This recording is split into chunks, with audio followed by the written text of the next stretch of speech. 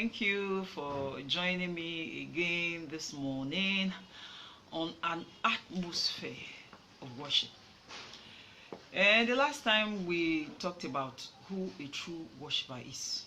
Who a true worshiper is. Like I told you, I said a true worshiper is someone who is connected to the Holy Spirit, who can be connected to the Holy Spirit while he or she is right there leading the congregation of God in worship.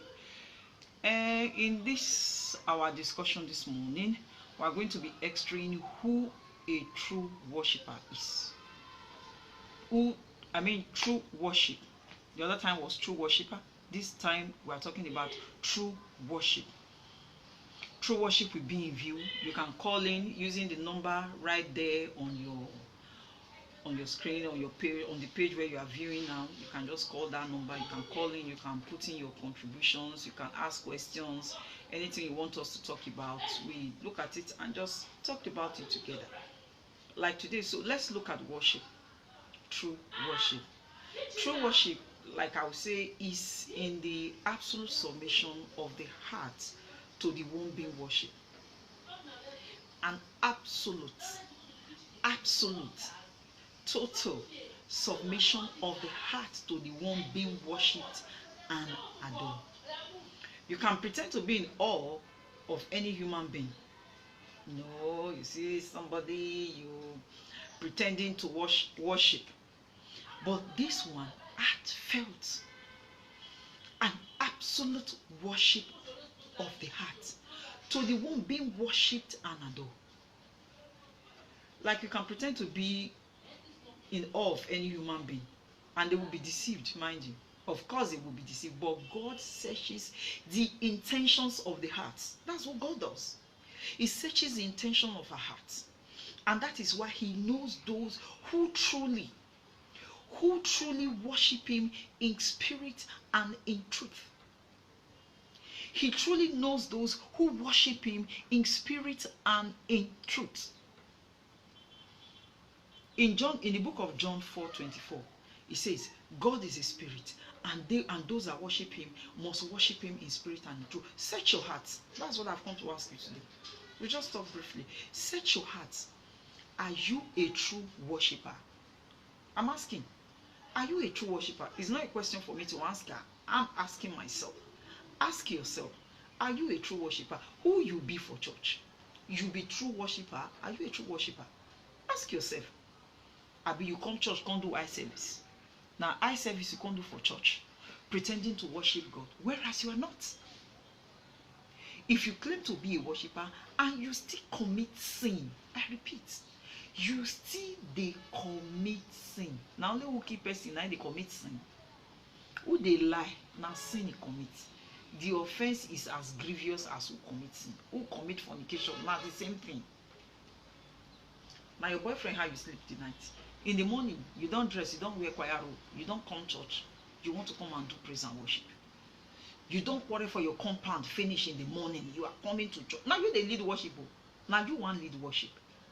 Now you we just quarrel finish. So you don't go do one thing. You don't even fight. They don't stain the shirt where you quickly go change them. You don't come back. You want to come and worship God. Who you did deceive? You see, I'm asking, if you still commit sin, and you claim, you say you be true, you be true worshiper, my brother, my sister, you are lying. You still they commit sin, you are lying. You need to check your claim again.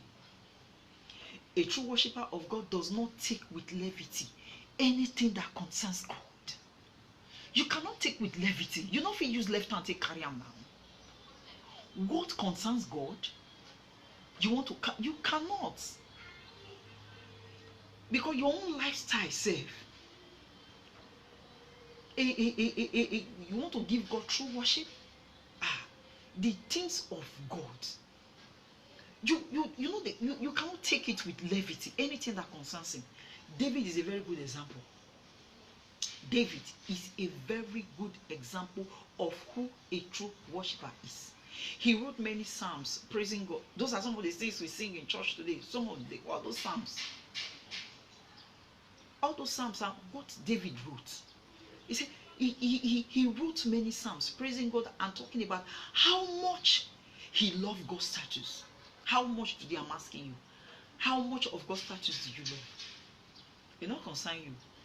Not be worship. We can't do anyhow. Don't do worship. That what worthy. Can't do the thing anyhow you don't. That what anyhow you do. Anyhow you just do. That what worthy, oh Lord. You dey worship. You dey greet person. You dey for altar. You are worshiping God. You are worshiping the Almighty. You are worshiping the owner of the maker of heaven and earth. You dey worship Himself. God Almighty by Himself. You dey worship Him.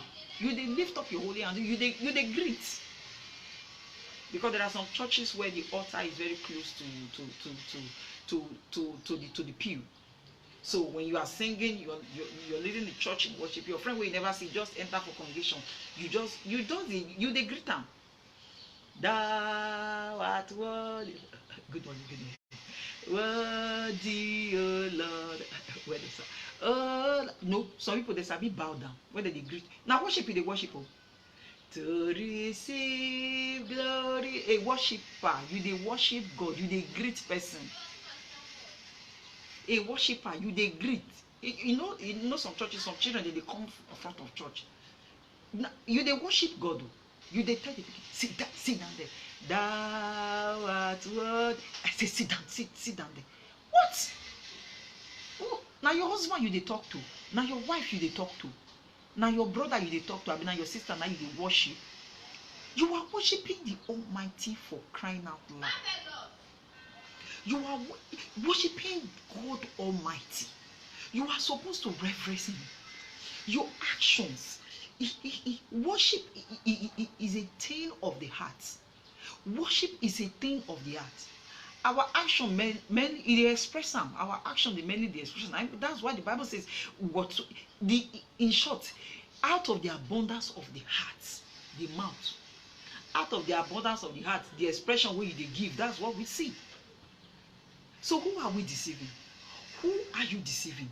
Are you really reverencing this God? You see, David's lifestyle. David, his lifestyle, he reverenced God. His lifestyle and how he reverenced God showed that he really truly esteemed God greatly. David was somebody, he truly esteemed God greatly. David was a man after God's own heart. David na man of worship. Now man of worship. You don't see where David they dance. When David danced naked, David was naked. The wife don't pass. They say, oh man, I see king. King they dance naked. You think God did not? God heard her. But did God accept the worship of David? God did. God did. God accepted him. God accepted his worship. Your lifestyle. How is your lifestyle? He said David's lifestyle revered God. He revered God. Everything he did, he revered God greatly. That everything about him, it just the